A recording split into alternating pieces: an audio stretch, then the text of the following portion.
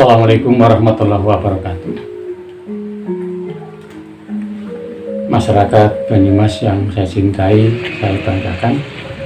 Pada kesempatan yang baik ini, saya Ki Slamet akan menjelaskan itu misteri sumur mas Banyumas. Ini adalah pengalaman saya selaku spiritual.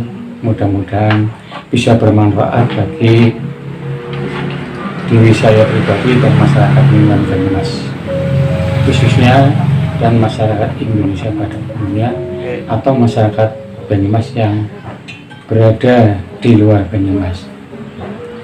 Kenapa saya menerangkan masalah misteri sumur mas? Memang sumur mas sudah dibahas oleh beberapa pakar, beberapa sejarawan, tapi saya tidak membahas masalah sejarawan. Saya membahas masalah hasil daripada spiritual saya. Kenapa dinamakan sumur mas? Dulu Banyumas sebelum ada kadipaten di Banyumas yang berdiri, dulu terdapat ada suatu kerajaan yang berada di situ, namanya adalah Kerajaan Purba Kencana. Kenapa dinamakan Purba Kencana? Purba itu kawitan, kencana itu mas. Itu kawitan asal mula kerajaan di wilayah Banyumas dulu ya. Sebelum ada Banyumas, maka dinamakan Purba Kencana. Di situ Kerajaan Purba Kencana adalah sangat megah kerajaannya. Adapun yang menjadi raja di situ adalah seorang perempuan, namanya adalah Dewi Sarahayu.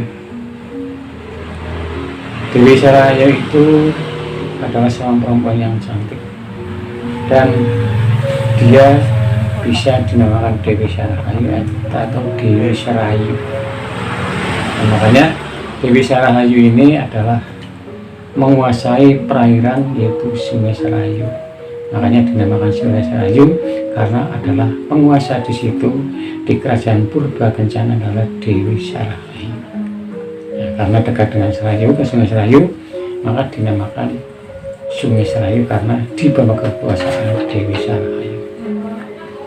Tapi pada suatu masa tertentu, Gunung Slamet itu pernah meletus, dan meletusnya Gunung Slamet ini akan mengakibatkan goncangan yang cukup besar, sehingga Sungai Sarayu mengalami goncangan seperti tsunami, dan tanah itu menjadi embut. Nah, itu akhirnya kerajaan sebagian itu hancur dan dia tenggelam di bawah bumi, ke perut bumi. Ini adalah Kerajaan Purba Kencana. Tapi ada salah satu di situ, yaitu Taman Sari, masih utuh, dan sebagian masih utuh. Ada suatu sendang. Nah, sendang itu yang dinamakan Sendang Kencana. Nah, Sendang Kencana itu di situ terdapat suatu barang ya, atau mahkotanya Dewi Sarahayu atau Ratu Purba Kencana itu. Nah, makanya dengan sendang itu, sendang kaca itu yang sangat jernih dan besar, akhirnya suatu saat itu kerajaan itu vakum, tidak ada penghuninya ya, karena cuman puing-puingnya saja. Ya, pada suatu saat daerah situ dibangun suatu kabupaten atau kadipaten, itu setelah Kadipaten Banyumas pertama. Di situ adalah berdirinya Kadipaten Banyumas kedua yang dipimpin oleh yang Yudanegara kedua. Nah, di situ akhirnya karena banyak puing-puingnya, dan itu di situ banyak sungainya, ada sungainya, makanya di situ ditimbun, itu disimbun tebing yang ada di wilayah situ.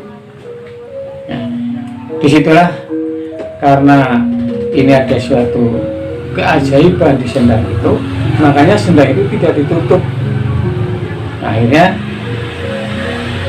pada waktu pembangunan Kadipaten kedua, Kadipaten Banyumas kedua ini, nah ini dibikin suatu sumuran atau lubang yang cukup besar.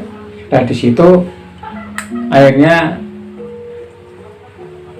bangunan itu, sumurnya itu, sumber kencana atau sendang kencana tidak ditutup rapat tapi diberi lubang. Nah di situ akhirnya dinamakan sendang kencana, atau yang tidak asing lagi dinamakan sumur mas, karena di situ ada suatu mas. Masnya itu adalah mahkota Raja Dewi Sarahayu atau Raja Purba Kencana. Nah, untuk mengingat daripada sejarah Purba Kencana, maka di situ dibangun itu sumur sama sumur mas, karena ada masnya, dan itu sangat mengandung sejarah dan bermanfaat oleh masyarakat daerah situ. Makanya oleh Prabu Yayang Hadipati atau Adipati Yudanegara kedua, hanya ruangan itu dijadikan suatu ruangan khusus, dan hari-hari khusus itu diberi itu sesaji oleh pembesar-pembesar di wilayah Kadipaten Banyumas yang kedua itu. Nah, ini yang dinamakan sebenarnya sumur mas itu di ruangan itu. Nah, karena ruangan itu tidak sembarang orang masuk, ya kan? Dan ruangan itu dirahasiakan. Nah, karena di dalam ruangan itu dirahasiakan, nah suatu saat yang Yudanegara kedua sudah tidak ada, digantikan yang Yudanegara ketiga, dan ruangan itu dilestarikan sebagai ruangan Pustaka Raja. Nah, ruangan Pustaka Raja ini adalah tempat untuk ruang kerjanya Adipati Banyumas, yaitu Eyang Yudanegara ketiga. Nah, para Eyang Yudanegara ketiga supaya nanti untuk aktivitas keluarga Adipati Yudanegara ketiga dan Adipati Yudanegara ketiga, akhirnya dibangun suatu sumuran, itu supaya untuk membuang hawa atau mengalirkan sebagian air yang berada di ruangan itu, yang di ruangan namanya ruangan untuk yang Bupati atau Adipati Yudanegara ketiga atau Pustaka Raja itu, supaya tidak meledak karena itu ditutup. Nah, itu untuk sumur emas atau sendang kencana itu, yang bisa membuka adalah orang-orang tertentu atau pembesar-pembesar daripada turunannya atau anak cucunya, itu Yudanegara kedua, ketiga, dan sebagainya. Tapi untuk saat ini tidak bisa dibuka, makanya untuk bisa melestarikan itu, yang Yudanegara ketiga membangun sumuran di belakang, yang sekarang terkenal adalah sumur emas. Nah, itulah sebenarnya sumur emas itu adalah yang di belakang adalah embusannya daripada sumur yang di dalam di ruangannya, itu ruang Pustaka Raja, dan ruangan tersebut sekarang menjadi ruang kerja Kecamatan Banyumas. Ini sebenarnya seperti itu adalah asal mula misteri daripada sendang emas atau sumur emas. Jadi disitulah, jadi masyarakat yang belum tahu secara nyata ceritanya adalah seperti itu, bahwa itu adalah bukan sumur yang asli. Sumur yang asli adalah berada di dalam ruangan Pustaka Raja atau yang dinamakan ruang kerja Kecamatan Banyumas sekarang. Nah, untuk sumur emas sebenarnya itu ada 3, yang 2 yang lama, yang 1 yang baru. Yang lama ada yang di belakang yang dinamakan itu sumur emas, yang kedua di depan sebelah timur itu yang dinamakan sendang kencana atau sumur kencana, karena itu aliran dari sendang kencana yang di dalam ruangan yaitu Pustaka Raja tersebut. Nah, itu yang di luar sebelah timur itu sudah tidak ada. Nah, mudah-mudahan dengan keterangan ini, penjelasan ini nanti bisa dihidupkan.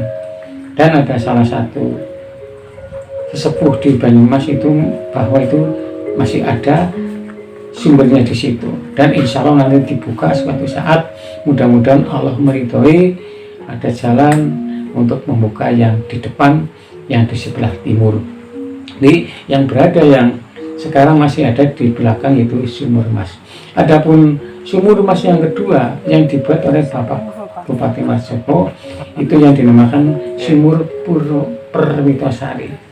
Itu adalah sama saja embusan dari yaitu Sendang Kencana yang berada di ruang kerja Camat Banyumas. Apa yang disebut itu Sendang Kencana atau sumur emas yang berada di dalamnya. Itu adalah penjelasannya. Jadi itu keaslian sekarang banyak masyarakat yang tidak tahu, walaupun sedikit ada yang tahu tapi tidak bisa membukanya. Itulah sejarah sekilas daripada sumur emas Banyumas. Sekian, assalamualaikum warahmatullahi wabarakatuh.